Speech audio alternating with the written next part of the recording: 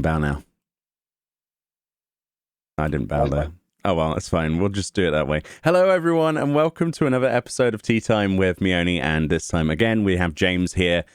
It was kind of difficult to fit in sort of like a time slot with you because you're back to work, you know? Oh, no, tell me about it. You've been back to work for what? Nearly a month now? Yeah, unfortunately. Yeah, so it's been a month since I've last properly got to sit down and do one of these with you. But I do like to do it. And obviously, in that time, we've had a certain patch, 5.3, haven't we? Best patch. Oh, my God. Instant reviews there. I was going to ask you what you thought of it later, but apparently best patch. That's all you need to know. So if you're unfamiliar with Tea Time, it's essentially not a podcast. It's like definitely not a podcast, but it's like the closest thing you're probably going to get to this. I've asked other people if they wanted to come on this, by the way, like actual, popular people, and they're just like, nah, I'm good. So that's the sort of, that's the experience we've had so far, or just I get blanked. So there's that, right? So you've got James here again. He's a good friend of mine, and we like talking about things. Some of you like his character. He did change his hair the other day. Didn't you? And everybody was like, oh. I got told I look like Dano's mum. Yeah, you got told you look like someone's mother, and he was like, I hate my mother. I'm like, okay, that's bringing up weird moments right now. Let's move that on. So you had to change your hair back. But yeah, how you been? Mostly good. Yeah, working in retail doing you good, or? Oh, yeah. Satisfying to see all those people line up outside and one at a time in the shop or whatever, isn't it? Oh, yeah. You get close to incredibly interesting. Yes. Customers are the weirdest creatures, aren't they? Yes. Yes. How are people dealing with the waits outside of shops? I can imagine that's going to drive a lot of that town in particular mental. Most of them don't. Yeah, I was going to say they're like, a queue for that? I'm out of here. Pretty much. That's basically 60% of the people. Yeah, I bet you get quite a lot of abuse as well sometimes. Yeah, I can only imagine. People are like, oh, it's all a hoax, mate. Nothing's happening. Meanwhile, everyone's dying.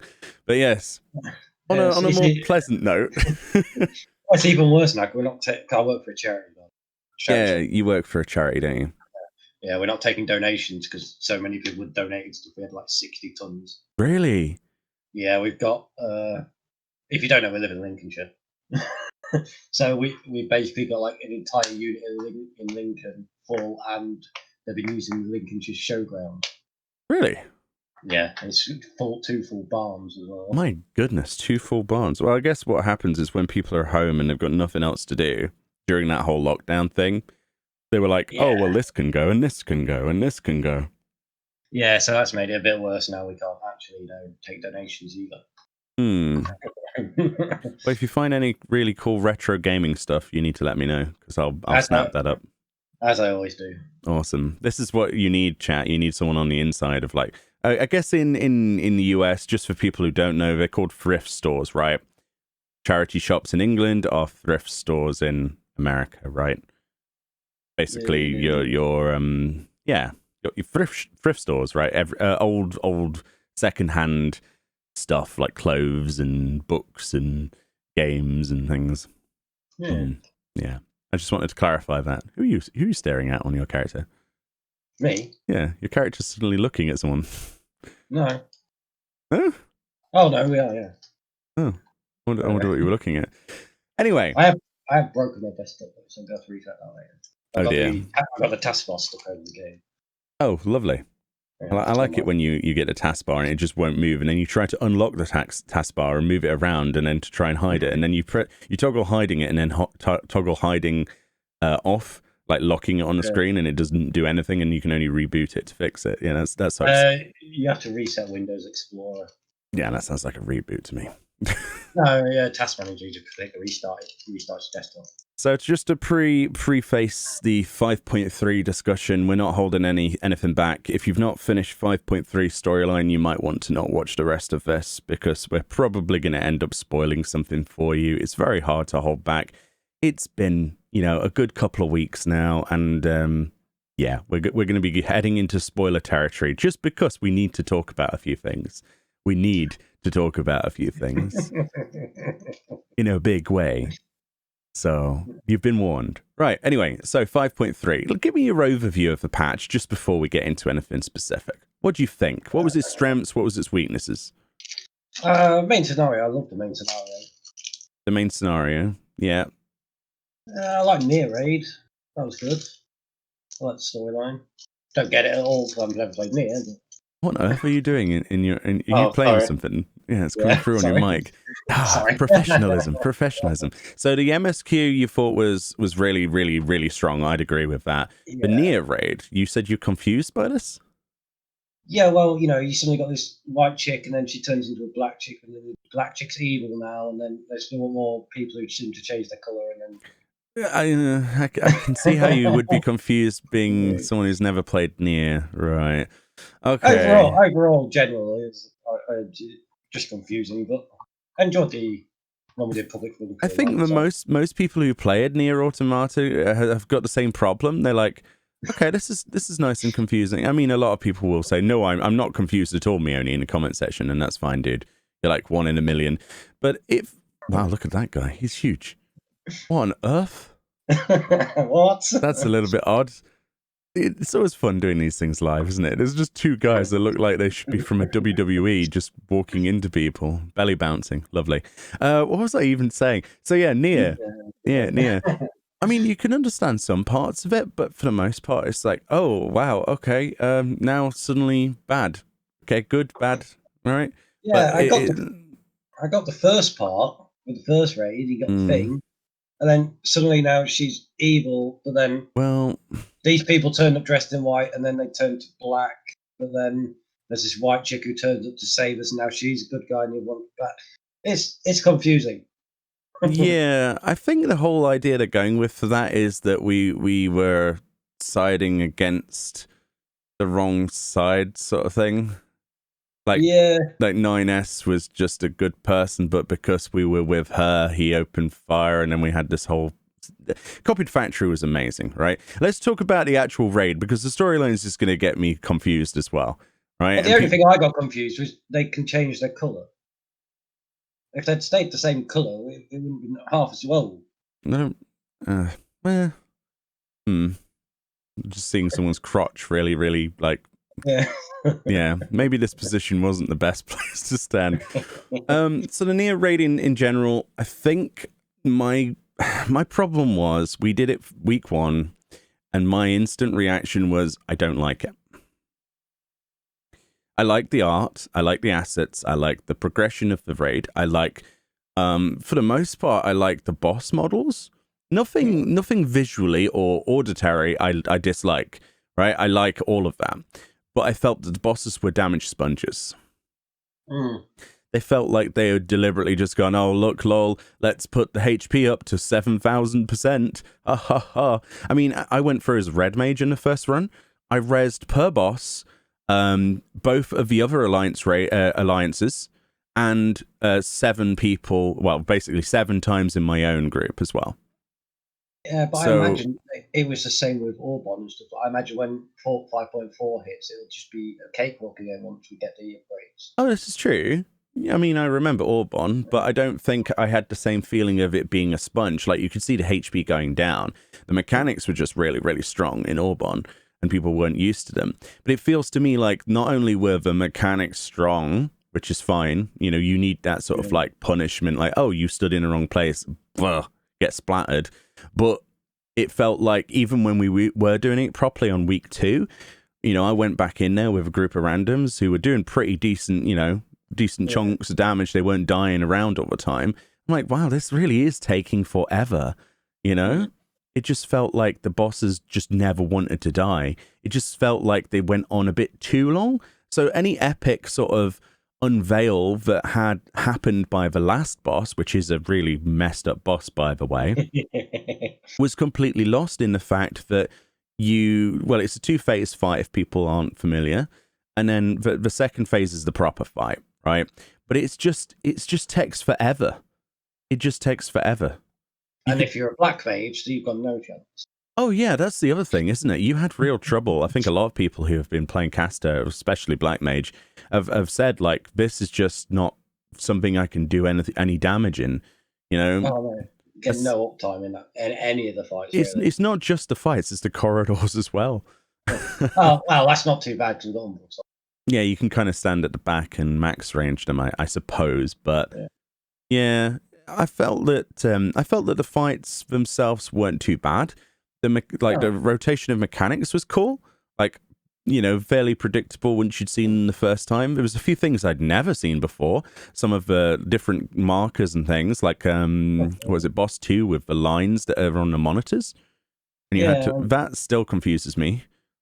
Yeah, and the ones where and the high-low laser things where you have to stand. Oh, the high-low laser. That's fun. Yeah. The way I sort of cheese that is I stand at maximum range on the edge of the platform, where the lower one is, I think it is, and then wait for them to start pulsing out and then move depending if I'm in the wrong place or not.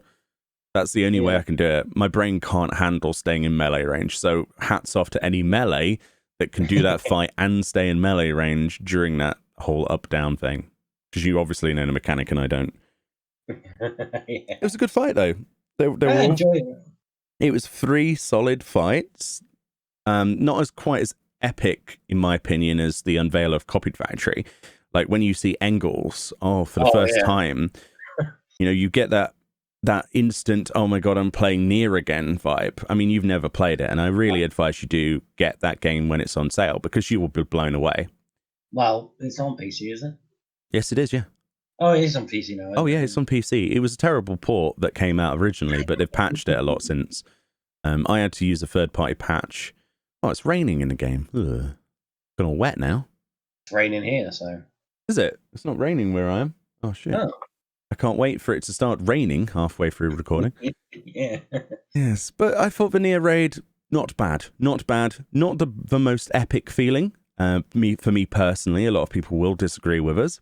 But I think that it just felt a little bit like they'd just gone, oh, let's inflate the HP. And it still feels that way on, I haven't done it this week yet because it's just reset as we're talking now, but I can imagine it'll just be the same old, oh, great, we're sat here for 20 minutes, just pressing one button. Yeah, I don't know. Yeah, 5.4 will fix that. So. Yeah, that's, 5.4. Oh, yeah, we got a while yet, yeah. Like, that's looking, that tastes and smells a little bit like December or January to me. I think December-ish, yeah. It might be Christmas release, I think. Christmas release of a patch. Yeah. It's Christmas time, story time, and content. Yay. Oh, that's also when Boston Southern Front's Citadel thing's supposed to be out, right? Is it 5? Because we got 5.35 for Bosnia, and then we've got the talk of the dungeon by 5.4, they said. So it's like, are they only doing one instance of Eureka style content this time, or are we having multiple? Is a question. Well, I suppose it depends how the story goes, doesn't it? The way it looks, though, it's just like, here's the Citadel. We're going to be assaulting towards it, and then in the next patch, you're assaulting the Citadel. Maybe. I don't know. If they stuck to one zone, it would alleviate all of the problems of having separate queues and things, and everybody would be in one place. So that is probably something they might go with. I don't know. This is speculation. We have no confirmation on any of this crap. So, yeah, there we go. But anyway, so we've talked about Nier. Not bad. What did you think about the Sorrow of Werlyt? I really want to... You're going to have very different opinions than me. So I'm going to let you go first. Okay? Because there's something for everyone, I think, in this patch. And I don't think this one was for you, was it? Story? I enjoyed the story. Sure. Right. A little bit we got. The actual fight was kind of boring. The fight was boring. Okay, keep going. Well, generally speaking, it was like you have these buttons, but you don't use most of them for most of the fight. I disagree. I used them all. Carry on. Really? I literally just used I literally did. Okay, I have to jump in here. So, like, there's a button for right, okay. The laser beam in the direct line was supposed to be used where you line up you go stand where the bots are all in a line and you can one-shot them all instead of having to go in melee range and hitting them, which gave you more uptime on the boss because then you could stay in melee range of it and use the one-button combo. You didn't have to move. You could just pivot. That's the reason that ability existed, so you can kill the ads. I know that you said, well, why don't you just run up to them and press the thing? Well, that's why, so you can have more uptime. Oh yeah, but that's literally pops up like maybe 3 times, 4 times in the entire fight. Yeah, that's true. Yeah, you're right. Yeah, you got the mine. The mine is just a debuff. The shield is used for pretty much every kind of. Oh, use the shield is yelled at you. Oh yeah, that's important. I didn't use it once, and it like half healthed me. So yeah, then you've got your speed boosts. Yeah, the speed boost is also a buff to your thing. You press that button, not only does it give you a speed boost, it burns your health bar basically, but at the price of that, you get an increased amount of damage. So you can just combo on the boss on Sapphire. Yeah. So I don't know, maybe I'm just not a fan of these one button combo things. Just press the one button constantly. I guess. So you were more I think your problem was more about that it was just not as rewarding feeling for you in terms of combat. But for me, I think that this is the start of more complex content that we could see. And I hate to say that because a lot of people, including myself, just want there to be another trial. But I would at the same time like there to be Gundam missions as well as a trial. Like when I first got into that, I was like, this feels like I'm playing Metal Gear and I'm the guy that gets to sit in Metal Gear Ray. That's what it felt like to me. I'm like, holy crap, I'm the anime character. The storyline was brilliant.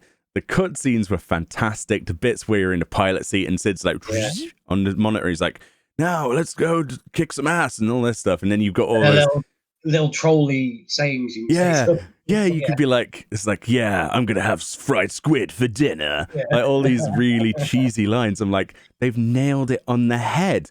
It's fantastic. And then after it's all done as well, after you've done all this, in my opinion, an epic fight that maybe dragged on a bit for me in my playthrough. That's also on YouTube if people want to see my first reactions to that. I recorded it all. It was quite fun. And voice acted some of the lines because they didn't voice act anything. The bit afterwards where you get to go inside the warehouse, you talk to the gatekeep in Turncliffe, which is a new little zone that we've unlocked where you can do triple triad to get the Sapphire card, by the way. If you talk to the gatekeep, you can go down into the basement and you can take pictures next to the mech. And there's certain poses you could do, like that you press it and it's got this like slightly rotating camera, and it's your atypical. You remember when Gaius stood on the Ultima weapon, that sort of pose, and then you've got your arms by your waist sort of thing, looking like you're a member of the military and stuff. And then there's one where you can inspect each of the individual components like you would on, like a mech game, like Mech Warrior or something. Like, oh, look, this is the tail unit. This is used for such and such. I'm like, oh my God, this is so good. All that's missing is a side series of just you piloting the mech and dealing with insurgents across the Garlean border. And I'm done. I'd be sold. That's all I need. It's like, the reports just came in, Meoni. We have a large mech seen at such and such. I'm on my way. And you get into it, fly over there or whatever, or get airlifted by the Enterprise, obviously. Or we just do it on foot and have like a big epic battle and destroy some trees and stuff. Give me the ability to go to Nangsha, for example. Place that we'll never get to go to, that's on the borderline of Yangsha and obviously Nangsha's the bit over, which is farmland, but it's like that's Garlean territory as well. Let's reoccupy Nangsha by blowing chunks out of the ground of it, make it a war zone. Give me World of Tanks basically with mechs, and I'm done. That's all I need. I was so happy though. I was like, this is cool, dude. So maybe you didn't get the same sort of like, but it carried me through the fight. The fight itself was basic, not gonna lie, but it was fun. I mean, it was all cool, but it was designed so that people with less ability to adapt to stuff like that can easily get through the storyline, and I thank them for that. I think what they need to do is, rather than have very easy normal, they need to put higher difficulties. Yeah. Or have side missions that are completely optional that are extreme difficulty. Like I said, reports came in this, and you could just load an instance map, basically, and just have a battle against another mech or whatever. Yeah, I would like if they could give you like higher difficulties for like this story content. in terms of a battle, though, were you as dissatisfied at how... I know that Sapphire was supposed to be weakened, right? Yeah. Were you as dissatisfied as me that they didn't just weaken it and then go, oh, and run off sort of plot so we could actually have a trial of it later? Or were you happy with the fact they just killed it there and then? I think, yeah, we've got too many stories where, oh, yeah, we kicked the absolute arse of this dude. Oh, he's run away. Yeah. I don't know. The worst part is half of them literally just walk away. And you're watching them walk, and I'm thinking, why are you watching them walk? Oh, right. I'm talking about the idea that are you dissatisfied with there not being a Sapphire trial? Not particularly. I mean, Really? Yeah, I think fair enough. Yeah. It would have been an amazing fight, though. Like, imagine the size of that thing versus us. Yeah, but then they've got leave to go big in the next one as well, aren't they, for an actual trial? For a different weapon. I guess. They also explained that it was in a weakened state, which kind of was like, okay, fair enough. But that's still somebody lost their life for it, you know? Oh, They oversold it. That was cool, by the way, where you see what you see on the screen with what's his name? Oh, okay. Hey? I can't remember his name. Is it? It's not Nail, is it? No. No, it's oh, bloody hell. I can't remember the dude's name. Yeah. The Garlean dude. Oh, no. It's a dude who killed Oh, fudge it. Yeah, he was in like 1.0. Brain fart. Sorry, we'll come back to that. The dude... Regulus, there we go. Regulus Van Hydrus, isn't it? Oh. Right, yeah, Hydrus. Because he like when Sapphire oversouls, basically, which is at the start anyway, but you start seeing images of him, like, and he does those various line mechanics and things to avoid. Yeah. I was like, oh, that's cool. It's not as cool as what they did with Ruby, but you know, I think Ruby was very well developed. I think with this one, it actually added more to the story because they literally went in knowing what's going to happen. Yeah, that's true. And did it on purpose, as it looked like in Ruby they weren't entirely sure. Yeah. So I think it adds a bit more to the story for them to go in and go, right, I know I'm going to die, but we're going to do it anyway. I think the Oversoul as a general sort of idea is pretty good, actually. I'm going to move here just for a second. This, makes it easier for me to exist without staring at a butt too much. Yeah, I thought that Sorrow of Werlyt, me personally, I was gagging for there to be a trial. I was like, oh, come on, let me finish it off with my 7 friends, you know? Like, let's weaken this thing, and then it oversouls even further, and then fully heals, and the mech gets damaged, and we have to go in on foot, and there's us on, like, this waterlogged, like, shoreline versus Sapphire. That would make me so happy, but it didn't happen, and we kind of turned it into squid. Calamari. But it is what it is. We've still got 2 more to go. Well, yes. Yes, indeed. Anyway, so that was Sorrow of Werlyt. What else did we have? We had Unreal. We had Unreal. Yeah. Unreal Shiva. So, the touted easier than extreme, but in between of hard and extreme. Was that accurate? Was accurate. Very accurate. It wasn't that difficult at all. The difficulty of that fight came from mostly the DPS check. Yeah, I think it's mostly with us, with our group anyway. It was complacency, I think. Yeah, we were going in that just very slovenly, expecting just to punt it in half an hour. Yeah, it wasn't hard though. Honestly, no. It really wasn't. It's just that the raid nights that we had, we were absolutely completely knackered from working, and people were not in the right frame of mind, and we didn't have a good time. But when we did actually have that sort of awake mentality, you can clear that with multiple deaths easily. The enrage, however, for a lot of people will be a problem. Yeah. Yeah. It's quite surprising how soon that comes. Yeah, it kind of creeps up, doesn't it? Because it's based on stacks, chat. So if you've never done Unreal, so essentially if she gets to 11 stacks of this debuff, she basically just vanishes off the field and kills everyone. So that's the hard end rage. It's not percentage of the boss based, it's how long it takes you. So you can actually wipe on, I mean, I saw Demon streaming, Arakasu.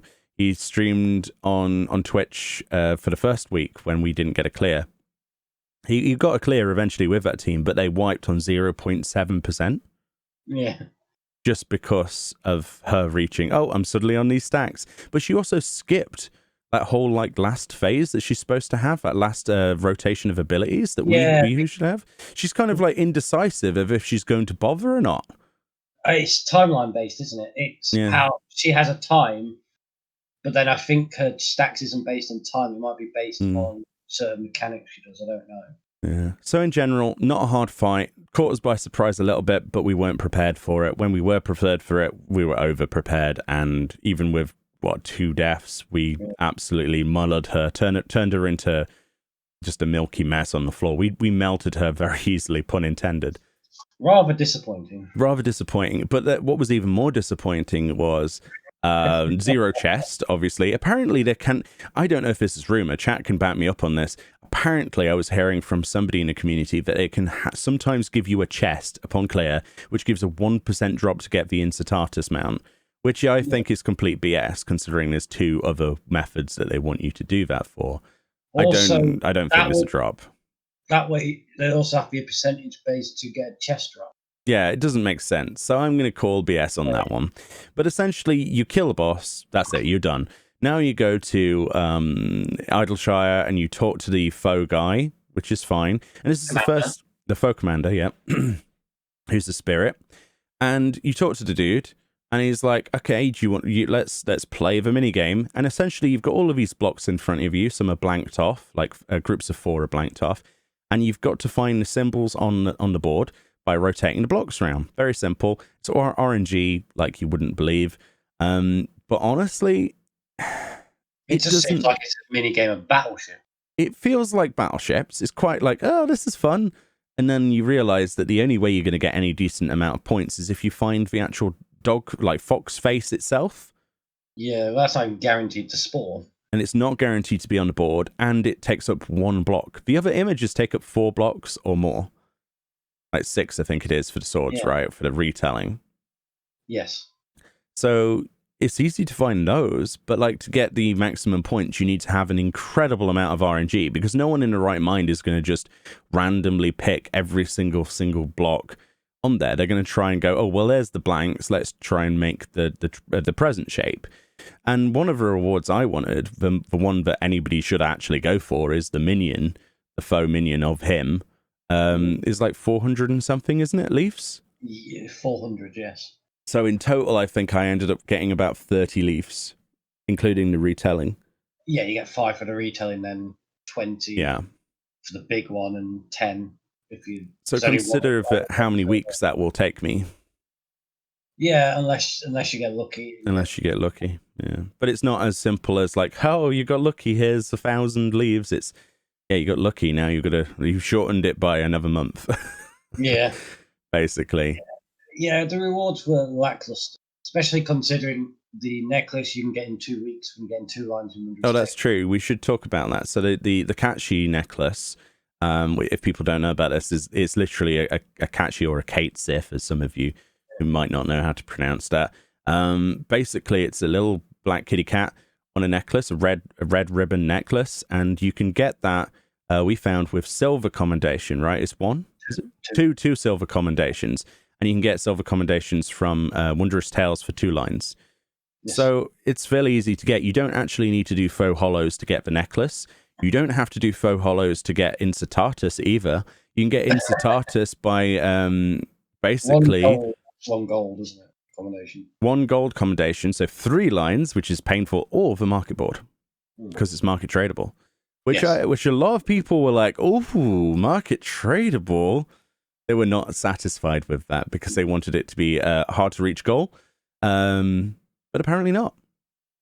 Yeah, especially considering it's like 350 for the necklace, which makes no sense. Yeah, and 600 for the mount, which fair enough.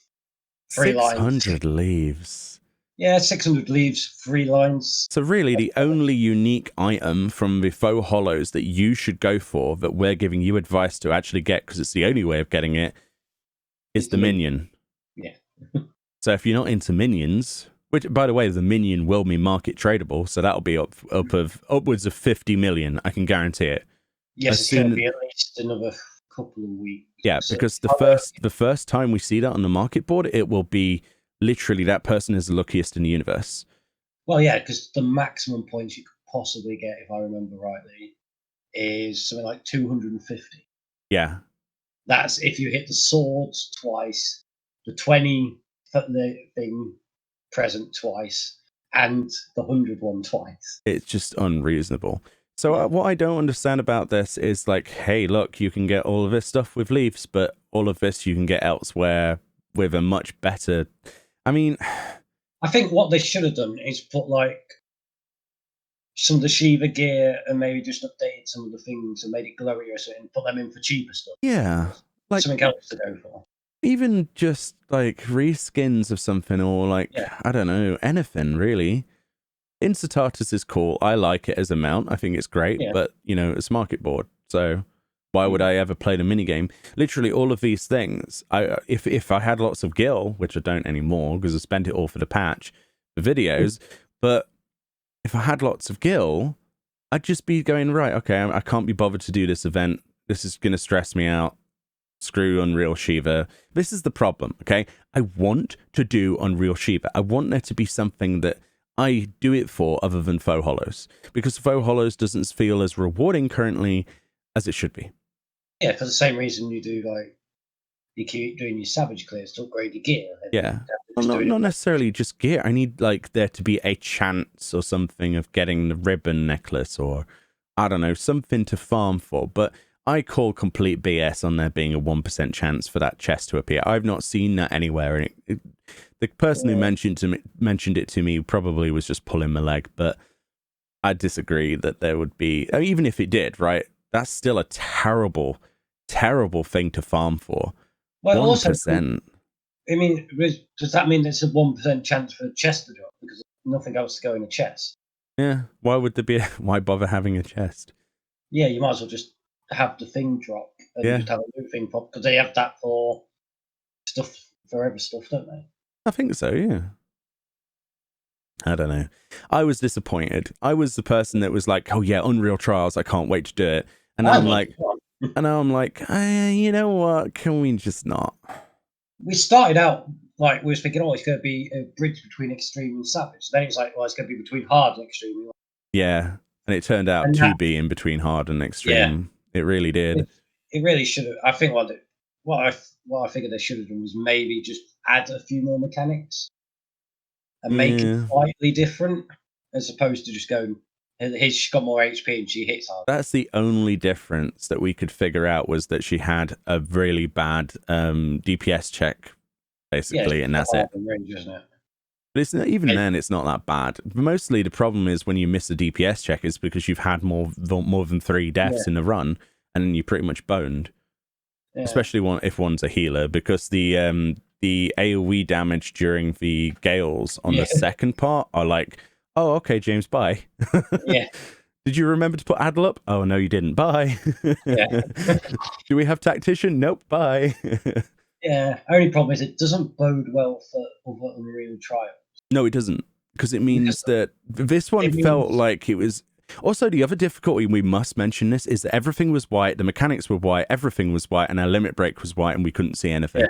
Yeah. You put Titan in, we'd have no trouble.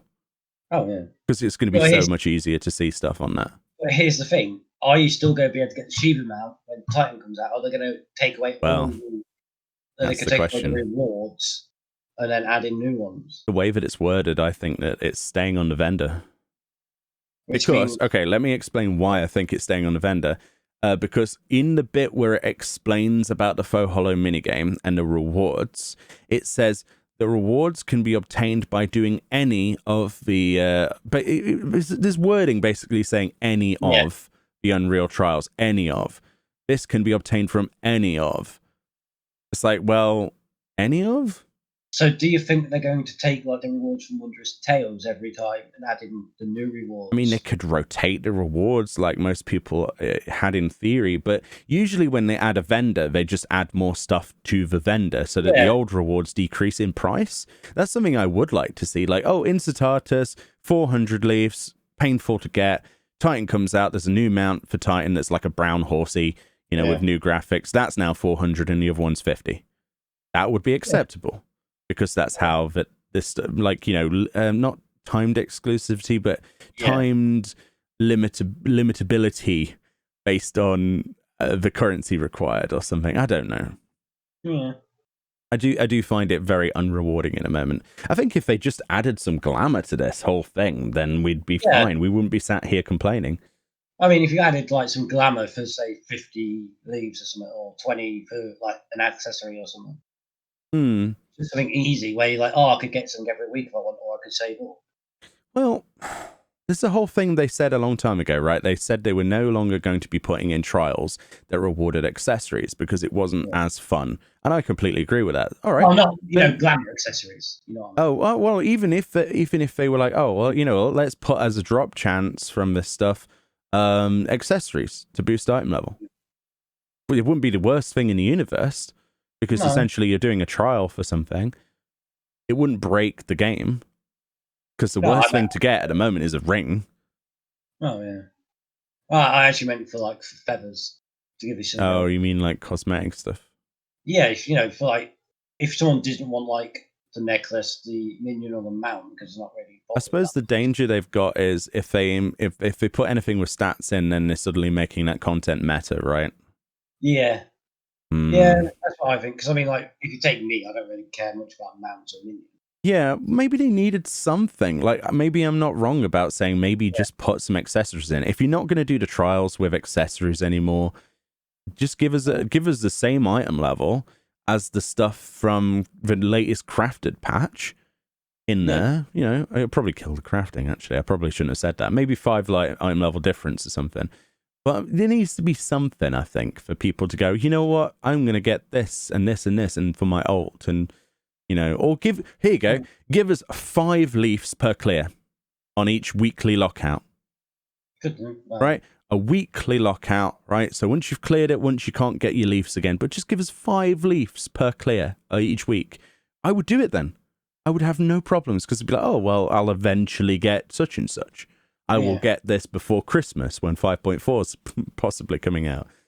You know what I mean? The way the minigame on, it's like, I think Rose ended up with like getting like 10 or something. It's quite punishing. Because they didn't get the sword. Now, of course, people are metagaming this, and I will try and find this as a link. Probably put it in the description of this video. But there's actually a cactpot solver for this minigame as well. So you just put in where the blanks are, and it will estimate where things should be. And apparently, it's quite good. It's a bit guesstimate-y, but there's only a limited amount of possible solutions, apparently. I think the only one's going to be difficult is the one square one, isn't it? Yeah, so you literally have this calculator in front of you and you mark off the blanks and then it gives you a percentage of where things could be. So people have already metagamed this. Try it out, see if it works. I'll link that in the description if I can find it, but obviously third-party website and stuff like that. But yeah, so Faux Hollows, Unreal Shiva really is the bit of a letdown for me. I expected so much more. We can talk about the new trial. Yes. My God, this guy's passage of arms is filling my screen. This is nuts. Crazy stuff happening on screen. Sorry about that. Thinking of that, we are being swarmed in light, much like in the trial. So we haven't cleared it yet. We must preface that on the extreme difficulty.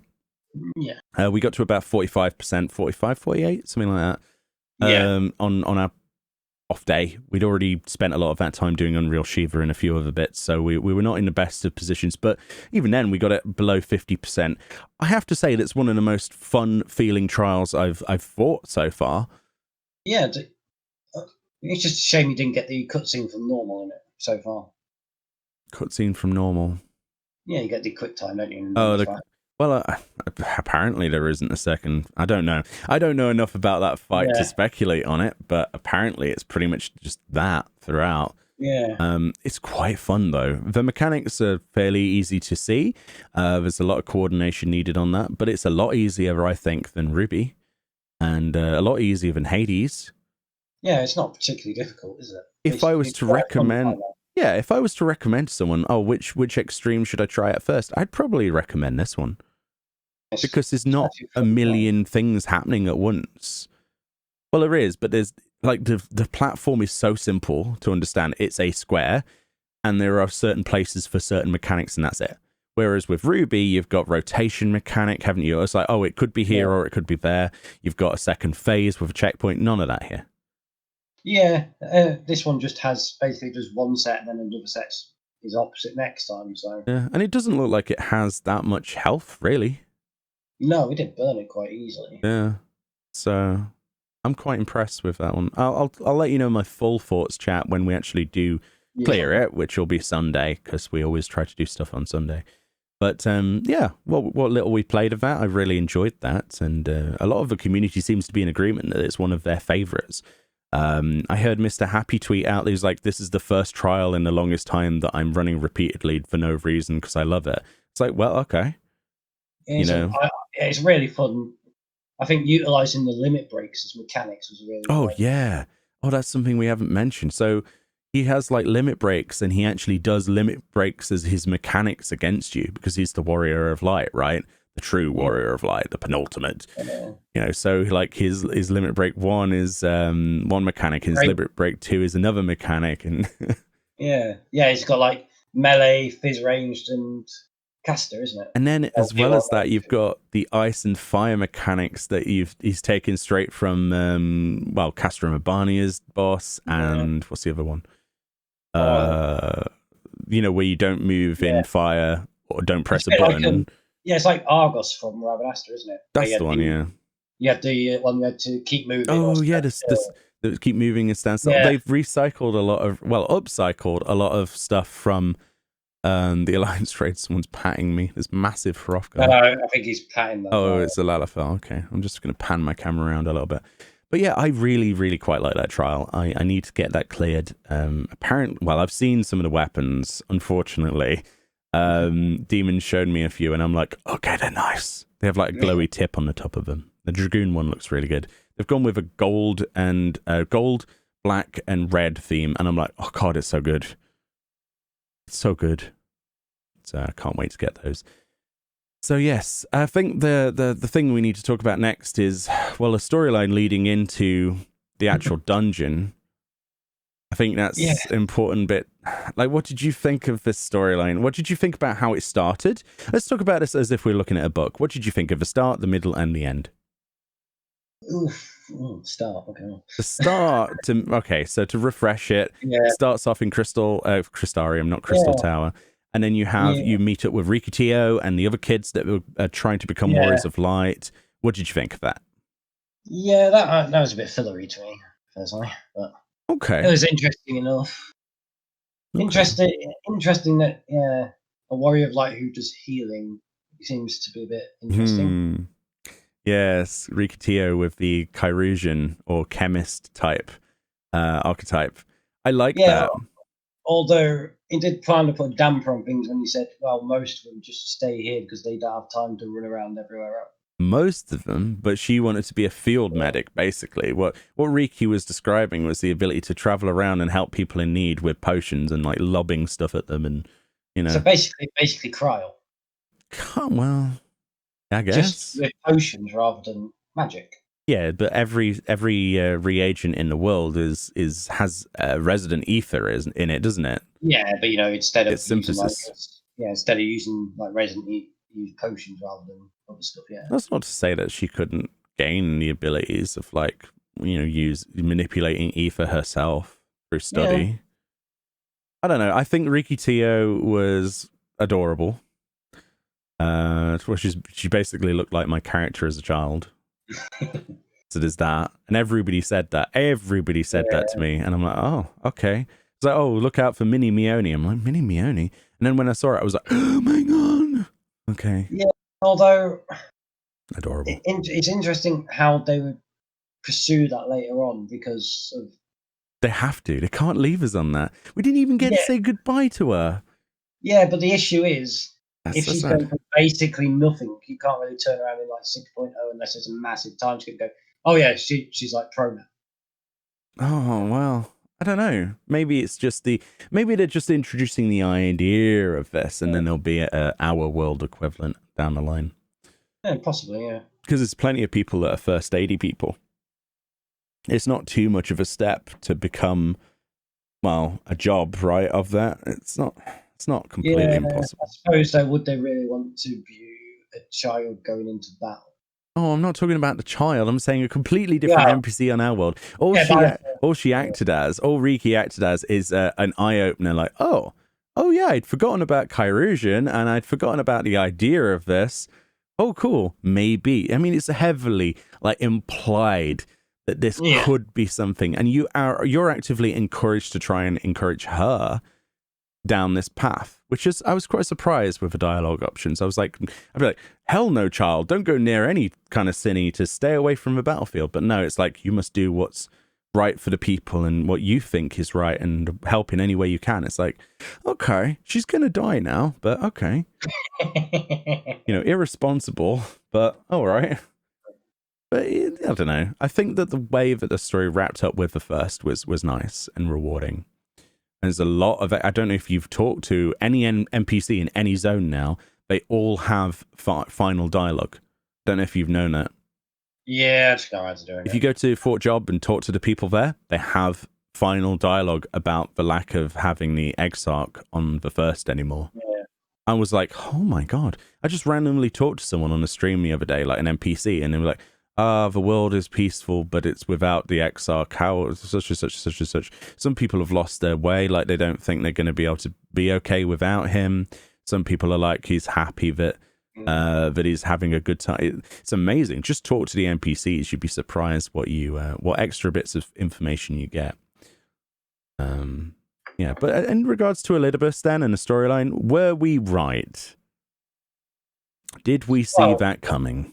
Well, he's definitely the heart of Zodiac. Yes. So we're correct on that one? The part about he forcefully separated himself from Zodiac because of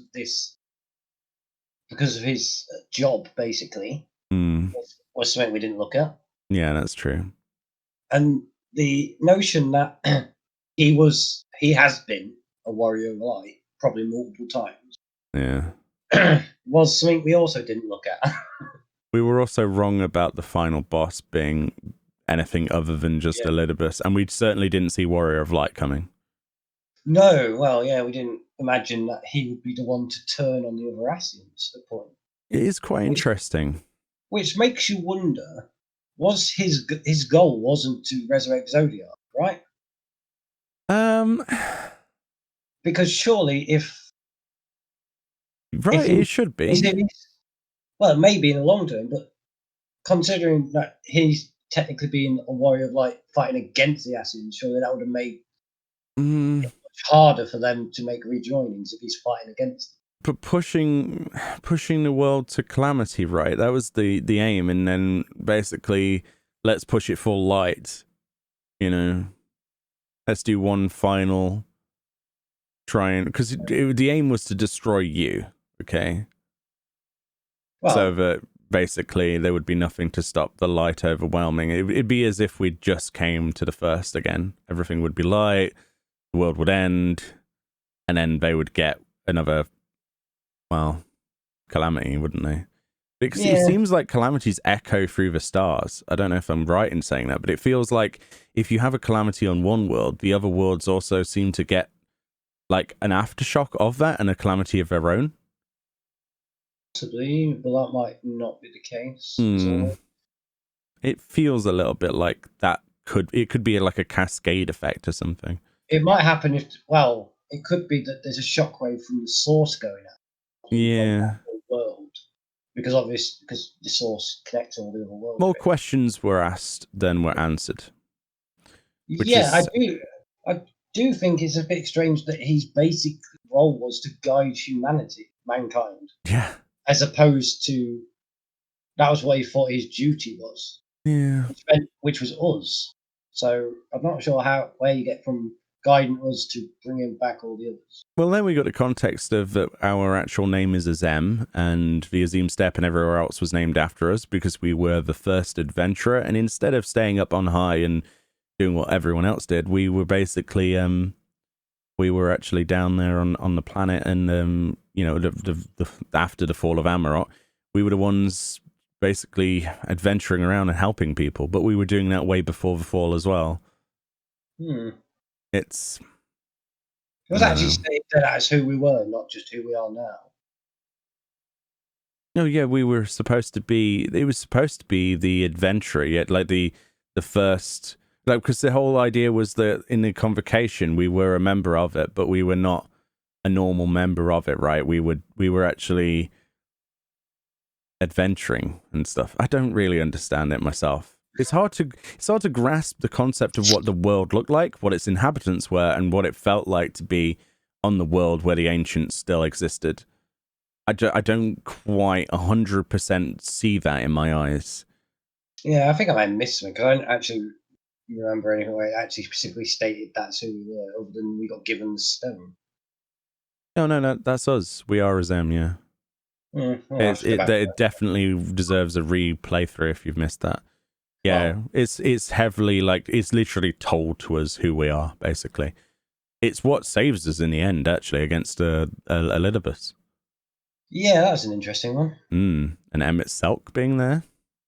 Well, that was pretty obvious. Basically, he set that, didn't he? Because it's kind of like leaving an answer phone message, like, if this happens, this is like he's coded himself to appear in that form sort of thing. It wasn't actually him, I don't think.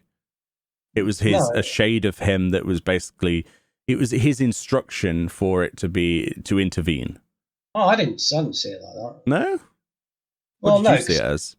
Well, as I saw it, when we got told, it was used if you hold it up and pray to help out with the convocation. Yeah, I know about that. But why was Emmett there then? In the cutscene, it says you hold it up to your heart and pray. Emmett was the only one in the convocation that made any impact. If you're going to pray to anyone on a convocation during that time, it's going to be him, isn't it? I didn't get that at all. I thought we were, the power of the stone, of being Zem and using one of those constellation stones, was the ability to summon other warriors of light or whatever, or other people from other worlds to help you. I thought that's what its power was. That's how they're explaining the adventurer friends situation. It is, but I think it's also something to do with the convocation. I honestly, I can't agree with that. I think that the Emmett thing was, Emmett knew what was going to happen. Emmett actually planned this all in ahead. He knew that he was going to fail. He knew that this wouldn't happen. And he knew for a fact that we wouldn't stand a chance against Elidibus unless he left some kind of way of preventing that from happening. And there's also the, Hyphlodeus situation. If Hyphlodeus hadn't given us the stone, basically, and we wouldn't basically have survived. There's no way we would have survived against Elidibus. We even pretty much die nearly, if you remember, in that fight. He wins, but he doesn't win because of the stone, right? That means he must have programmed that into the stone itself. Well, no, in the area, right? Like, it was... Because we're in the void, and it literally says you hold up the stone to your heart and pray. Yeah. And then you get teleported back. I don't know. Let us know in the comment section what you think. Yeah. So I think it's pretty much the same. We did pretty much the same as what we did when we summoned the other adventurer friends. Adventurer friends? Oh, God. You hold it up and you pray, and they come to you. I imagine I thought it's pretty much the same as that. No, I agree with that's what you would do to summon other adventurer people, but I don't think that the Emmett thing was like a summoning. I think that was part of his design all along, which adds even more sort of a tear-jerking idea to that as well, if you think about how far he might have planned this. But I don't know. There's a lot of questions. Well, I'm guessing that's something we're probably never going to know. I'm sure somebody with a bigger brain than us will put together a proper synopsis of it and tell us in the comment section or something else. But I'm really excited to read that. We could be completely wrong on all of this. That's the beauty of this. we're not lore experts or anything, but we do like a good story, and I think it was nice that it wasn't handheld to us too much, and it was a lot of thinking and. It'd be interesting because we never, unless Yoshi actually comes out and says otherwise, it's never going to be. There's no one left to tell us, is there? Usually there's like lore stuff, isn't there? Let's put out there. I don't know. We'll find out. But as a whole, I think the 5.3 MSQ was fantastic. The lead up to the dungeon was pretty interesting. The whole like Warriors of Light being summoned, and then I was like freaking out. The first Warrior of Light, by the way, the Spectral Knight or whatever you want to call her, that attacked Thancred in Yormore, that was actually the same model. If you overlap this, I saw this on Reddit the other day as well to confirm my suspicions. But it's the redhead Warrior of Light from Final Fantasy 1 that attacks us. It literally is the same model. They're all representing, well, not all of them, but the ones that you see that on that bit are all old Warrior of Light characters. It's really, really cool. Like the bow and the rest of it. They're all the same model, basically just glowy so you can't see them. And that dungeon has become one of my favorites. It is a really cool dungeon. The first boss, not my cup of tea, but the second and third boss are perfection. The implications of the second boss being a Warrior of Light and her being corrupted, and she can't reach out to you because she's too corrupted. Like her entire dialogue, I'm just like, oh god, we're killing the waifu. But it was such a good dungeon with some really good twists and turns, and the ending was fantastic of that. Oh yeah, it's literally like going through like all those old zones. Yeah, I would much rather them spend money on making that type of dungeon again than having that and 2 other hard modes. Absolutely, 1,000,000%, I agree. That I was unsure at first if this was going to be living up to the expectations of that. But after playing it so many times, and I'm still farming glamour in there, we do that on live stream on twitch.tv/Meoni recently. It's been a lot of fun. I cannot get over all of the detail in there, the way that the zones look, the fact that you can actually find those places in those zones if you go back there. The interactions of all of those characters we've seen throughout Shadowbringers suddenly appearing there and having cameos and little speeches, and I'm going to give you a right dwarven decking, for example, and Hildebrand appearing as a random occurrence. He's like, I'm not sure what I'm doing here. It's like, oh, okay. It's a fun dungeon, and the bosses are great, and they're really, really great. Not too hard, but also really, really good. And the trusts love them. The trusts behave themselves in this dungeon for once, so that's good. Well, they're upgrading the tech, aren't they? Yes. Invariably so. It feels so much smoother with trust than it does with players at the moment. And Grahatir, okay, so it is a spoiler, but we've already given the warning earlier. When you complete the 5.3 storyline, you unlock Grahatir as an actual all-rounder. He can be every single role depending on what you need. You slot your other scions in, choose what role you're on, and he fits every role. He's an incredibly powerful black mage. Oh my god, he's better than Y'shtola. Yeah, but that's not hard. Right, okay. He's an incredibly good healer. He's a white mage, and he uses holy on trash packs. And I'm like, oh my god, thank you. Thank you for teaching the world that you have to actually DPS as a white mage. Thank you. It's like, now we can go, yeah, look, if you want proof of this, go and do the Trust Dungeon with Graha. And as a tank, he's exceptionally good. He's better AI than Thancred. He's kind of like a mix of Thancred, but more survivability and actually does damage. So that's nice. Yeah, a fantastic Trust member. I hate to say this, but I've not done the new dungeon once with players since the patch. I haven't done it. I've done it all with trusts. I've done countless runs, nearly farmed all of the glamour with just trusts, and it's been pleasurable for once. I love it. I don't need players ever again for small content. No one's online. None of my friends. Well, I'm not dealing with randoms. Let's go trusts. It's great. It's fun. That's what it should be for. Yeah, I really enjoyed it. What else was there in this patch? Custom delivery stuff that I'm enjoying. You don't like that stuff, do you? We got the ending. The ending. Oh, the ending. As in, we're talking about the animation budget being insane. Oh yeah, Let's talk about that. So the final cutscenes before the actual final one, the long cutscene. the long cutscene where basically we don't get to see Grahat here awaken. A lot of people disagree with me. I said in another video that it would be nice to actually see that bit where he was woken up by you. A lot of people gave me the reason for that is because they wanted to. It was unnecessary and it would just be a basic cutscene and it was better to skip on. I personally still disagree with that. I think it would have been nice to see. I think it was better this way because you get to see the reveal of the change. I guess. But it would be nice for you to go in there and, like, I don't know, open a sarcophagus or something, or open like a thing and see him there. I don't know. And then just have a smile on his face. And then pan on. I don't know, something. Anything. But I don't know. I guess some people like their storyline to be a little less told to them than me. I like to see these things. I'm always like, oh, come on, show us a flashback of that scene, please. But, you know, it's just me being me. The final cutscenes unveiling, though, of Grat here, the animation quality in that entire scene, so much was happening. We've got people, Tataru with the chef hat on, bringing food around on a thingy. Vatni's like with her arms at her side, sort of like happily parading with this tray full of food. We've got Yushtola sipping on tea, and the tea actually gets sipped. It is being sipped. It is being sippered. It is being removed from the cup as she purses it to her lips. And then you've got, you know, the bite of the bread. And then you see the bit of bread being eaten. And there's literally a gap in the bread. I'm like, oh my God. And it sounds like magic because it is magic.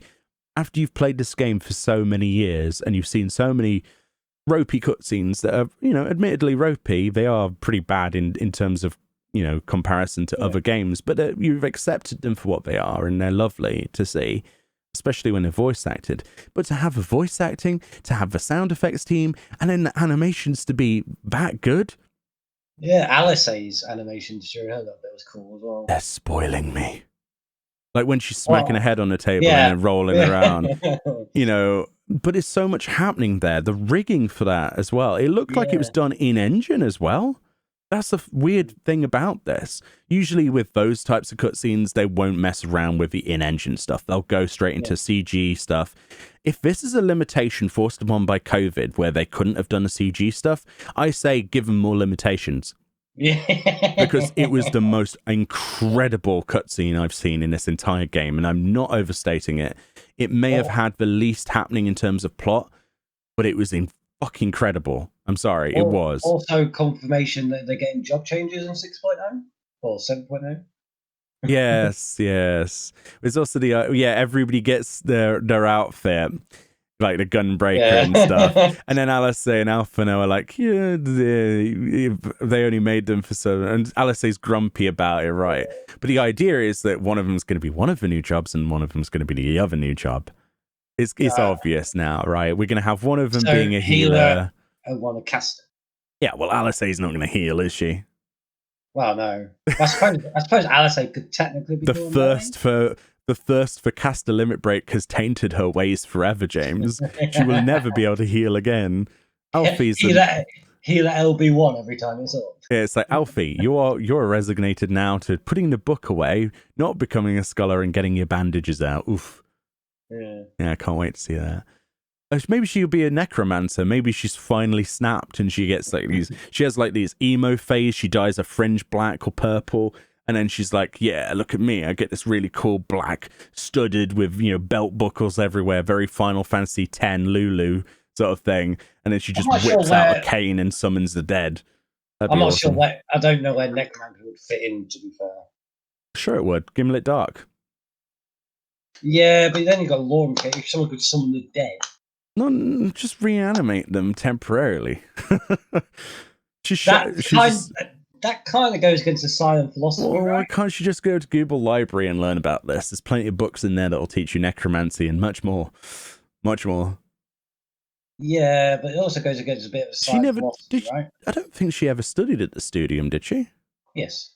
Oh, yes, she did, yeah. They're twins. Oh, well, she knows then. She knows all of this stuff. It's going to be something needs to push her the direction of that, and I think it's possible. Yeah, although I don't know how Necromancer would actually work, given the AI shit. I don't know what else she'd be. I doubt she'd pick up Red Mage again. No, I mean, I just don't know if they'd go for another, like, petty class of ads. Maybe she could be the Blue Mage trainer. I don't know, it depends if they go for a different caster, don't it? I feel bad joking about that, but yeah. Yeah, it does seem a bit weird that literally, like, she's moaning she had no personal development, she just became a red mage, like, Yeah, I don't not that long understand ago. that. Not that long ago, actually. I don't get that. It's like, yeah, you became a red mage and you actually were pretty decent at it, apart from stealing the limit break in trusts, but... You can see why Alphino's quite content, because, like, he's made, like, new carbon. Yeah. So basically. he's quite happy. He's quite happy with it. I just don't understand where LSA fits in. She's accomplished more than she seems to think she has, and I think that might be because she looks at us and thinks she's worth it. Maybe she needs to. Maybe that's the trigger of her going, you know what? I need to become more powerful, and then she delves into darker magics and then necromancer. I wonder if that's why she beat us in that little competition. You think? Oh, she's showing her competitive streak where she doesn't want to just be a lowly person. I honestly, I think I'm calling it now. She goes necromancer just to prove us that she's powerful and she can hold her ground. And she's fed up of being a red mage that does subpar damage and has utility. And is like, you know what? I'm going to rival this damn black mage over here and I'm going to kick his ass. You know, regarding you being the warrior of light, obviously. She played black mage. Yeah. Well, I do wonder because it's like she literally like, well, it's the first time I've ever beaten you. And she's like really happy. And then she turns around and goes, you weren't even trying. You do realise there's different outcomes from a quest, right? You can actually win. Huh. Ah, yes. So that particular quest you're talking about is very early on in a crystarium. You have to pick grapes. No, sorry, not pick grapes. The bats. You're hunting bats, and whoever gets the most bats wins. And Alice in my version won as well, mostly because I just clicked on ones near to me. If you go near buildings, like she actually tells you, under the eaves of buildings, you get 3 bats per node. Oh. And that's how you win. That's how she won against me, because you go for the ones that aren't under the eaves and she does. So if you go to them, she doesn't, and then she gets angry and basically even more frustrated that she lost. So it points directly to your frustration point in the storyline as well. It just actually does make sense, because then she turns around afterwards and goes, hang on, you weren't even trying, were you? Yeah. And that's why. But so I wonder if that's her problem. She's looking at us and being like, well, it is tough. I'm not good enough. Well, you remember all the way since Call of Bahamut, after that whole storyline, she's like, well, I've got to go off and find myself. You know, ever since then, and like realizing the truth, the Flame of Truth storyline with Louisoire, you've got the whole, well, what is she going to do now whole thing. And I don't think she's really ever found her place. You see, Alphino was in the same situation, but he did the Crystal Braves, then regretted it, and then it shaped him into a better person, because he's messed up royally and now he's grown up because of it. He really has. But Alice hasn't had that. She hasn't made enough mistakes to learn from them, I think. No, I think she has the problem of she basically idolizes and thinks she's pretty much nowhere unless she can match it. So 6.0 Necromancer. That's my theory. It's going to be something like that. I'm seeing it now, like she's like, there's the job stones there. She's tempted. She grabs it and uses it. It's like forbidden magic. And she's like, no, honest, I can contain it. And then it, like, there's a storyline where it takes over her slightly, and then she does end up taking over it. And you, and then and then you obviously use the job stone as well. You know, or like, I don't know, you can't share a job stone. There's 2 job stones, and it's like forbidden magic. And she takes one, and you're like, okay, I need to like use it as well. I'm gonna learn this way. I don't know, like the Dark Knight storyline, I guess, a little bit. The darkness within sort of thing, if you've ever played that. Yes, but the animations were fantastic, and I cannot believe that some people did not enjoy 5.3. But those people exist, so I don't know what they expected. Then we've got the new villains, haven't we? The final cutscene with Asahi Brutus that isn't Asahi Brutus, but using his corpse. And Fandangle. Oh, Fandangle. Fandaniel, yes, who I'm reminded is actually a character from Tactics, which I didn't know about. And the one-dimensional man again. And Xenos. Yes. Yes, the Xenos is just... He's annoying me now, okay? He's like, I wait for the day where it's just me and you on the battlefield. I was like, no, you had that, you lost. You're going to lose again. Fandaniel is an interesting character, though, because he's like laughing at the fact that the unsundered are all dead, Asians, and he's like, he's a sundered. Which I think just means he's going to be one of the maniacal villains. It's really boring. I don't think he's got anything in him that's worth it. To me, the word unsundered means more powerful than sundered. So anything that Fandaniel can actually provide would just be crap in comparison to like Elidibus and stuff. I feel that they made a mistake in this storyline by killing off the Asians too quick. I think here's the problem. I think the villains have been so good because they're relatable. Yeah, that's true. And this guy isn't relatable. Well, no, if he doesn't care. I don't think he even cares about any of the other Amorotans who died. He just wants control, I think. Well, if you remember, Yoshi P said that if he was to add a villain to be like the actual true villain, he would always try to make it as much like Kefka as possible. There was an interview about this a couple of years ago. It was like, I want the final villain to be on par with Kefka. I'm like, well, you're only going to be on par with Kefka if you don't care about anything and you just want to see the world burn. So, maybe. A lot of people are like, oh, I guess that Xenos is kind of like that. It's like, not really. No, Xenos does care about something, but everything takes a back seat to killing you. Well, no, it's not even that. It's finding something worthy of killing. Yeah, he's the hunter. Yeah. We're the prey, in theory. I mean, MXL and Elidibus are actually quite relatable people. And yeah, they were actually pretty reachable. As far as villain. I mean, let's be honest. Same with Nidhogg, actually, I suppose. Yeah. If you was in any of their positions, you can't honestly say you wouldn't do the same thing. But the Nidhogg example you just brought up is perfect. Ratatoska meant so much, it drove a dude mental. Yeah, I mean, you could look, if you put yourself in their shoes, you couldn't honestly say you wouldn't do the same thing. I mean, Ratatoska had fought alongside Man, and then they basically betrayed her. Well, it was 4 Dan's people, but still, it was Man. Yeah. And he went nuts, quite rightly so. Yeah, as you might do if you was in that position. Well, it's his sister, and the way that they describe, she was a very powerful dragon, and very honourable warrior, wanted nothing but glory in the world, to defeat evil, and then gets butchered. I think that's what makes a relatable villain. They're not evil, so to speak, they're just broken. Whereas Fandaniel, to me, at the moment, doesn't have any context other than, all the unsundered died. It's like, and he's like, oh, I've got all this money, and so it just seems, what does the money, how does, the money thing is so confusing to me. Like, I'm like, yeah, okay, you can order around an empire, wow. You know what happens to empires? They fall. Yeah, I don't think they're going to be very good. If it's going to be a 6.0 Garlean attack with Fandaniel as the new fucking commander-in-chief and Xenos is just like, ugh, and just wants to fight you, then I'm not that keen about it. I'm not keen about it. I'm not feeling too good about the expansion. Well, 6.0 has also got to finish the Heidelin Zodiac out. They kind of... with the last thing, the final chapter of the story of this star. Oh, by the way, that was a translation error. Was it? Yes, it was confirmed that was a localization issue.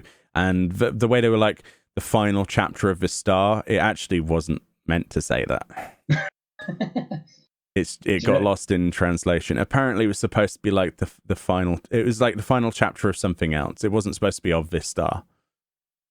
Oh, man, that makes me more confident. Yeah, a lot of people were like, wait, the last expansion, question mark? Well, I didn't say it. Like, I thought the last expansion of the Heidelin Zodiac, as they are technically the star. I mean, they're both the star, technically, aren't they? Right, but it apparently was not something that they meant. Fair enough. There's going to be many, many more times to come. Yeah, but I thought it'd be quite cool to say that, actually. To say that's the end of the Heidelin Zodiac and we're moving on. I still can't get over Zodiac Arc. I think it's a weird play of words. I love it. Yeah, Zodiac Arc. Zodiac Arc. But technically it's right as well to say that. It's so bizarre. So we still have to meet the Heart of Hydaelyn, right? Unless we are a Heart of Hydaelyn. I don't know. Yeah. Did we summon Hydaelyn? Were we the sacrifice? But then again, earlier on... that was our speculation last time. Yeah, but then after you read something, it kind of implied that we weren't the defector. And then... yeah. Because, I mean, let's be honest, it sounds like we weren't even anywhere near Amarok during the fall.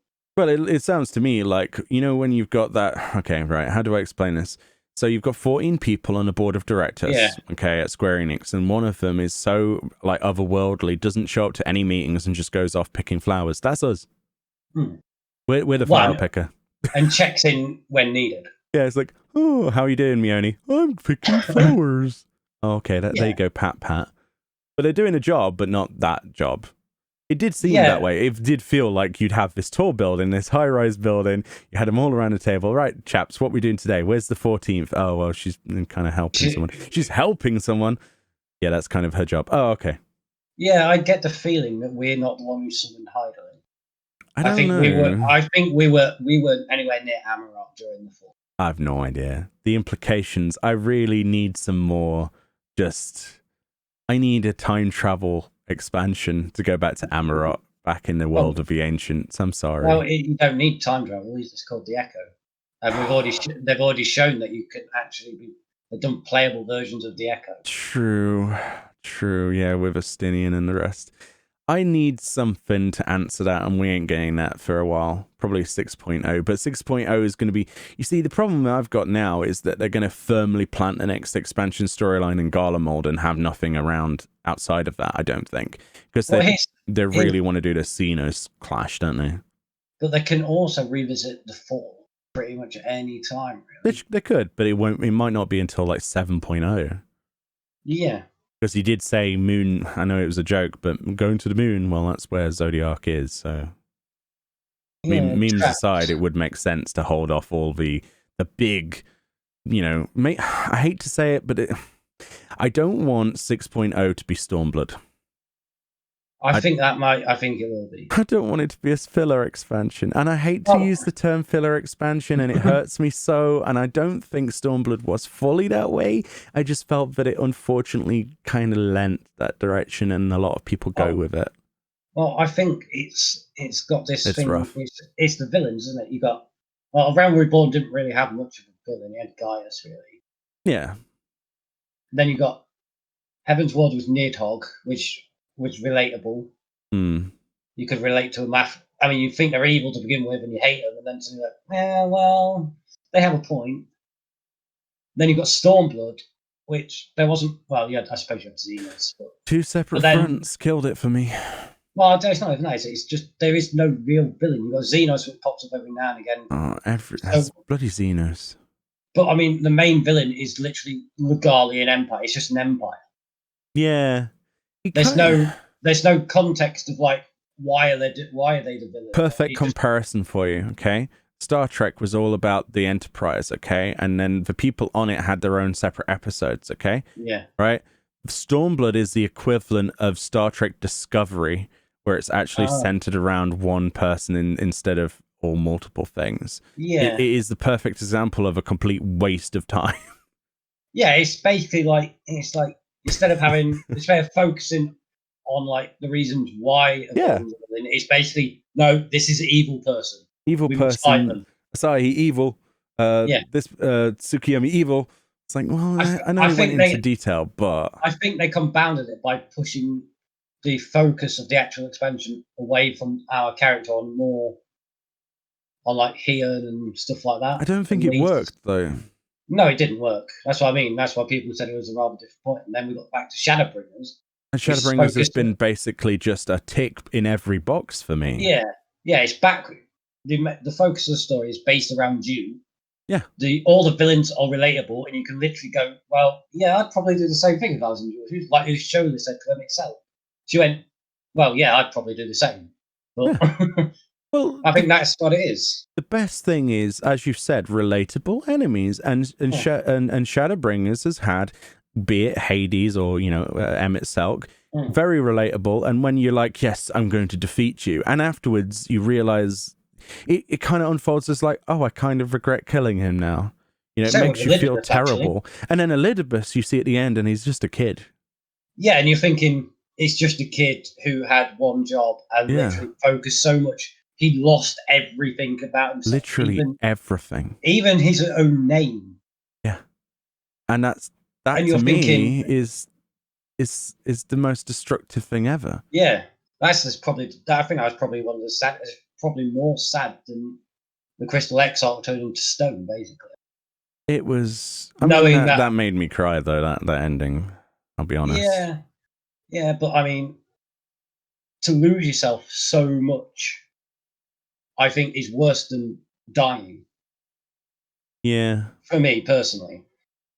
It was the problem is that they've set the bar so high now. But the problem is with me is I'm actually going back through storylines. I mean, I've not done New Game Plus yet, but it's not enough for me to push that button. Don't worry. I'm not that crazy. But I've been going through the in-room, and I'm looking on cutscenes with Larbrea, and now I'm sympathizing with him. That's the beauty of this. You go through the game, you want to kill all the Ascians, you want to rip their masks off their face, you want to defeat evil, and then now, after Shadowbringers, and probably what's coming next, you feel like, oh God, these are my brothers, these are my sisters, these are my people. You know what this is, don't you? You're starting to get more like me. And then you start to realize, you know what? They're kind of not wrong.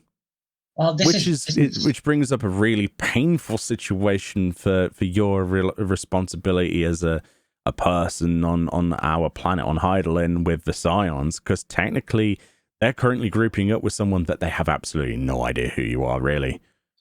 And that's the thing as well. When you tell us, oh, what was all that about? You quickly don't, if you remember, you don't talk about it. And you know why you don't talk about it, because if they truly realize who you are, would they accept you? Yeah. Well, we had this discussion before. Yeah. Well, we did have this discussion, and now I'm feeling even more like the enemy. Yeah. Every day that goes by in the storyline, every time we get a patch, I feel more and more like I'm on the wrong side of things. Not necessarily the Empire or anything garbage like that, but on the bigger plot of the world in general. Yeah, like they tried so hard. Every patch, I feel more and more uncertain about Hydaelyn. Yeah. Oh yeah, Hydaelyn is going to be a big boss at the end. That crystal is not as shiny as you think. It's a corrupted piece of crap. It really is. And well, I could have told you that as anyway. I felt it was incredibly insensitive and greedy what they did with Minfilia. No god would do that. But then again, they're not god, are they? No, but no pious entity would actually do that. Like, if you remember, Minfilia, as much as she gave herself freely, it was a little bit like, really? Yeah, but you also got to think, how much free will does Hydaelyn actually have? I don't know, probably none. When you think all of the primals... How much free will does the primal have? The only one we know that has real free will is Ramuh. Well, not even that. But not even that. He's still bound by... He's bound by the will of the summoner. Yeah. And in Hydaelyn's case, the will of the summoner was to beat Zodiark and imprison him. So if that's her driving force, like Elidibus, if that's all she's doing to focus on, then not really doing much good. She's only keeping the status quo to keep Zodiark imprisoned. Which doesn't really fix anything. No. So therefore, using Minfilia to stop the flood goes by the MO of keeping Zodiark imprisoned. Yeah. Not because... I think it's a stopgap measure and we'll be basically taking him on. And I don't think that you can have Hydaelyn around if for example, 7.0, we have a massive battle against Zodiark and destroy Zodiark, okay? Right? Yeah. Actually destroy, so it's unsummoned. Right, you can do that in the lore of Final Fantasy. You can unsummon something. You just have to either unsummon it with a ritual or defeat it. Possible. Yeah. We can do that. We're strong enough. Maybe. Possibly. Well, yeah. All right, with the power of Hydaelyn. Maybe. But then Hydaelyn would become too strong on her own. Yes. So she would have to be destroyed as well. But here's the problem. What happens? We don't know what happens when a primal fulfills the summoner's wish. You're talking like Final Fantasy 13 now. Well, no. If Hydaelyn's only job is to keep Zodiac in prison and we destroy Zodiac, what does Hydaelyn do? She has no purpose now. Yeah, unless the keeping... I don't know. Wasn't the idea of if, like, the whole, like, even the most basic of crimes become evil at that point? If you get rid of the greatest evil in society, then if, for example, in our current world, right, say, for instance, it was impossible to commit, like, the murder rates were 0, right, across the world. Impossible, but imagine it for a second, okay? So the most important thing would be to be making taxes and to be able to fund like police departments and things like that. So they would need crime. Therefore, the most heinous crime would no longer be murder. It would be a misdemeanor that would suddenly become escalated to take its place because they need that influx of punishment, right?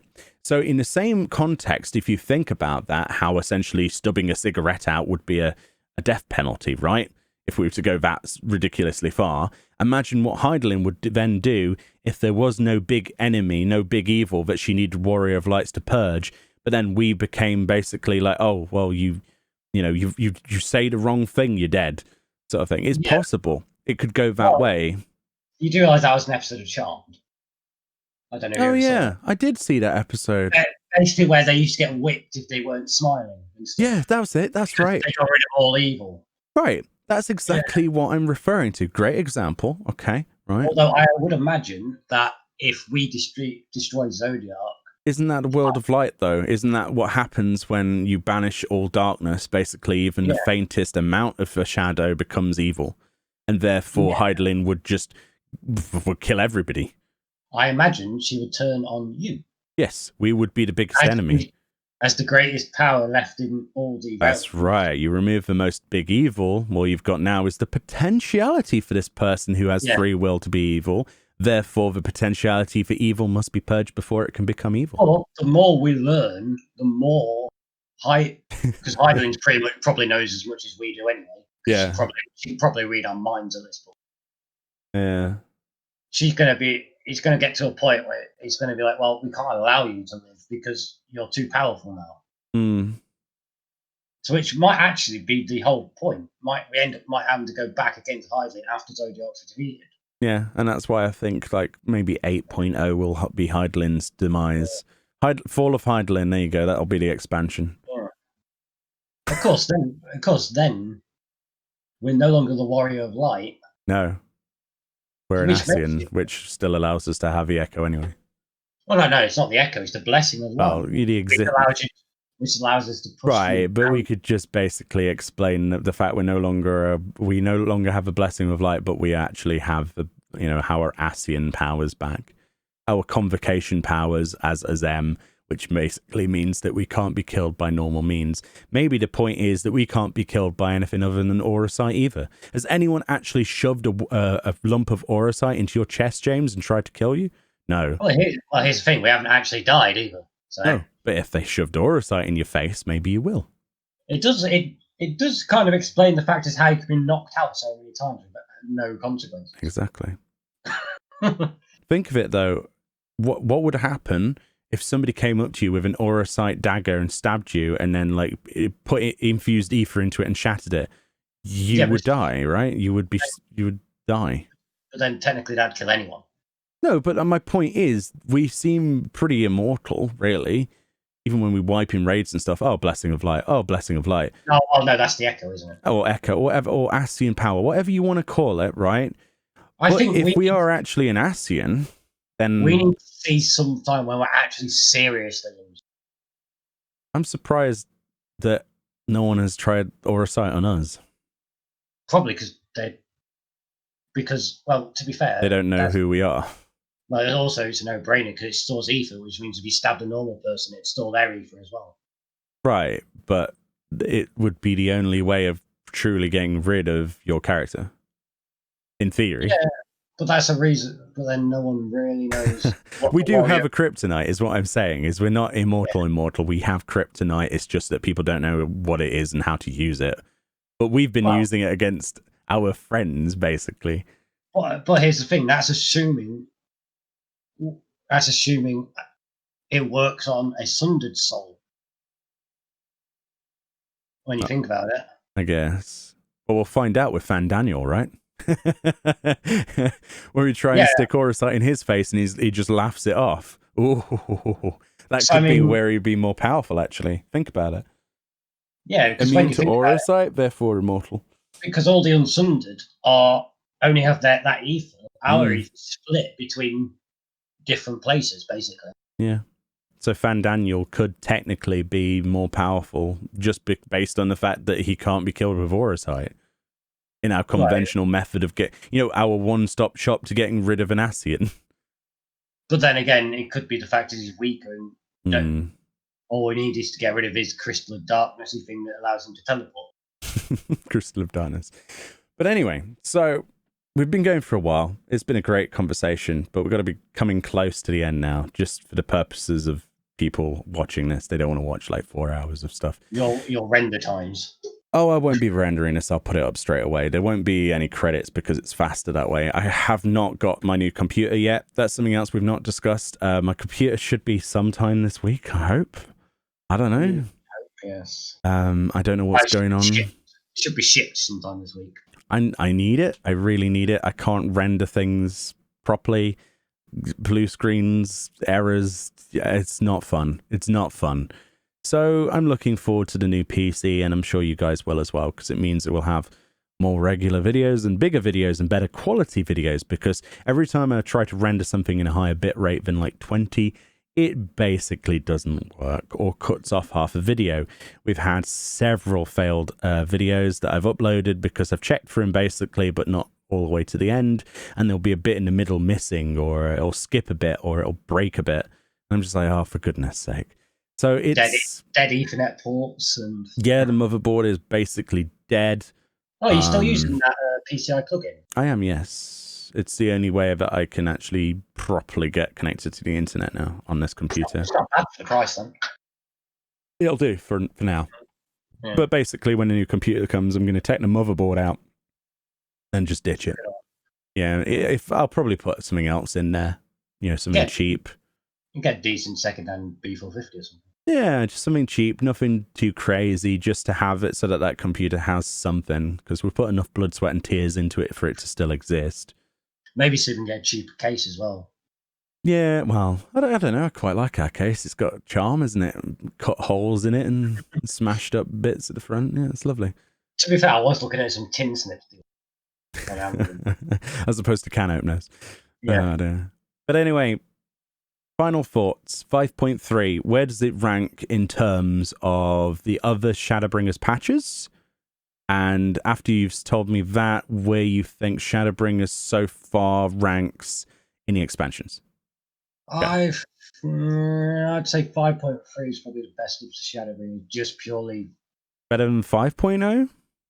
Yeah, I mean, I like 5.0, but I think the conclusion was more satisfying than the beginning. Okay. In terms of expansion, it's definitely the best. Unfortunately, to be boring, I would have to agree. I think 5.3 answered a lot of questions, but also opened up way more than I expected. Gave me stuff to think about that I probably will never resolve in my mind. And I think that's really good storytelling. Yeah, you just you never... I don't know about you, but I'm never prepared for a villain that you can relate to. Yeah. Yeah, it's always surprising because you want to hate them, don't you? Yeah, you're always like, well, this dude's like trying to kill me, so he's obviously evil. And then you're like, well, he's not evil. Crap. It's like, damn, I take back, because I'm like, I want to kill you. I just want to get in there. Damn this cutscene. And then you're like, oh God, no. Why have I killed Emmett? Why have I killed this person? Yeah. Lara Breo. Technically Lara Breo wasn't evil either. Damn it. Apart from Illigiorm, I didn't like her. She can stay dead. Oh, yeah. She's kind of boring. But anyway, again, I'm getting sidetracked. Okay, so in terms of expansions, where does it rank so far? Best one? Yeah. Really? I liked Heavensward, but I think this one was just much more personal for your My character. goodness. Okay, yeah, you like that. You see, Yeah. I'm still going to put Heavensward on the top of my list simply because I felt that as a particular storyline contained within it, I felt that it had a beginning, a middle, and an end that was resolved very nicely, and I think that it was a happy ending. But it also had all of the moments that twists and turns and the deaths and the failures and the succeeds. I think it was perfect, and it was one of the best scored things in the game. I think the Shadowbringers is definitely up there a second, though. It's borderline being equal first for me.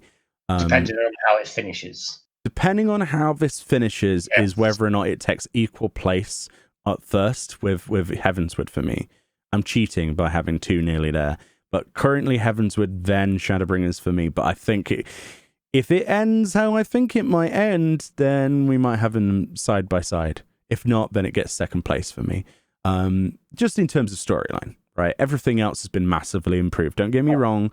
The game is the much better version of itself. The cutscene's better. The budget's better. The budget, like where they're putting the money. Animation team, the Soken and the rest of the audio team. Voice acting's fantastic in the English version, finally. The quality of the animations, as we've already said. The writing team needs a massive raise. I couldn't be happier. Yeah, I do like Heavensward. But It's a classic rise and fall story, isn't it? Yeah, but Heavensward, as much as it's flawed if you were to compare the two today, I think it's unfair to do that. For how it felt and how it played through originally, it holds a big place in my heart.